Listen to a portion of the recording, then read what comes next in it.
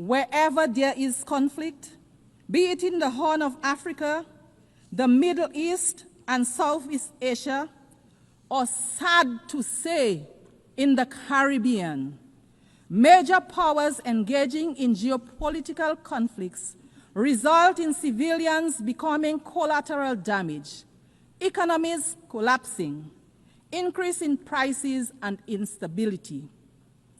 I want to emphasize here today that there is no place in the Caribbean for war. The Caribbean is a zone of peace. Any military conflict in the Caribbean will have significant negative impacts on the Caribbean and Latin America. There is a better way to resolve differences.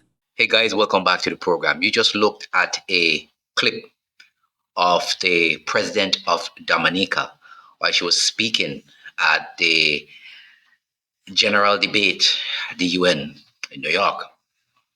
I see a lot of people criticizing her because she took the stance in basically warning the US about fomenting war in the Caribbean and the Caribbean remain a zone of peace. There's no reason for hating on her. At least she's standing up for something, not like so many of our Caribbean people who are falling for everything that's coming out of the mouth of those in Washington. Because at the end of the day, if you don't stand for something, you are going to fall for every single thing that passes by. And that is why so many people got caught up in this issue of the rapture. They don't stand for anything, so they fall for everything. And that's the dangerous and precarious situation that many of us in the Caribbean have found ourselves in. Even some of our leaders who have taken side with this so-called war on drugs. And that brings me to another point. If this thing is really actually about drugs, what is it that the US cutter was doing in the Caribbean yesterday?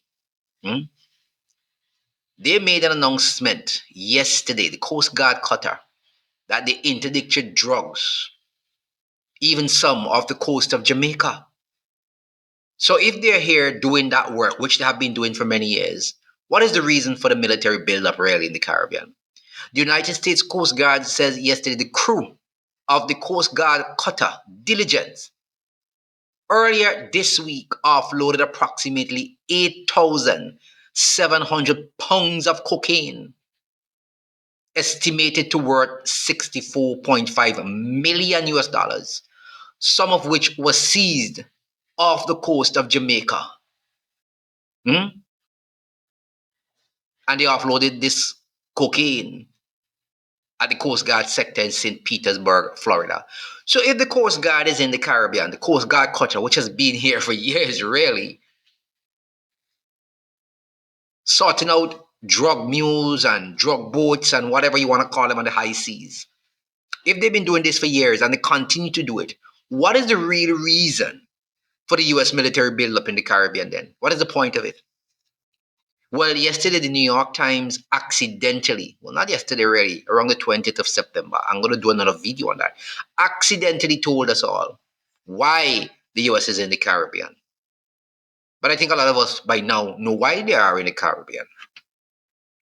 And there's also another issue yesterday which I spoke to, which was removed from this platform because I mentioned the word Southcom.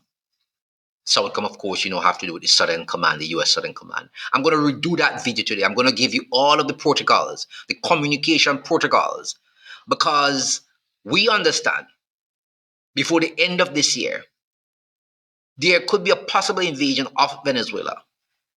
And no telephones and no internet data will be operational during that period in the Caribbean. Your local telephone company will have no control of that. Absolutely no control. I'm going to do the video today so that you could get the protocol, so that you can stay in communication with your people when this all goes down.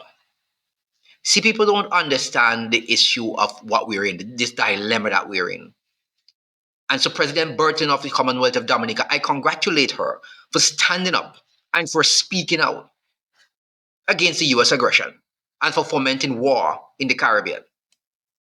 Now, this US Coast Guard Diligence is deployed in support of what you call Joint Interagency Task Force, or the SOUT, the GITFS, which is the Coast Guard District Southern East Area of Responsibility. That's where the crew and the members interdicted more than 10,000 pounds of illicit narcotics. That's according to the US Coast Guard. So they've been doing this for a while and they continue to do it. And you ask yourself, if all this is going on, why is it that we need a build-up of so many things in this Caribbean of ours? People don't understand, that when war comes, it doesn't just deals with the country and cause problems in the countries that are at war. It affects every single soul around and close by. You see what happened in the Middle East? They can't be at peace up to today. The wars continue. From since then, the wars continue. And now somebody wants to turn this Caribbean into a second Middle East. Can't allow it to happen. We just can't allow it to happen. And when I see so many of our people in the Caribbean being fooled and continue to champion the cause of what is happening, you really believe after the United States get what it wants out of Venezuela that they're going to continue protecting you from drugs in the Caribbean? You'll be singing the song, "We've only just begun, but the romance is now over." That is the song you all been singing when everything is done here. We've only just begun, but the romance is now over. That is the song many of you will be singing to your own detriment and peril. Oh, please, give it a break. War on drugs. Give it a rest. Remember to like, share, and subscribe.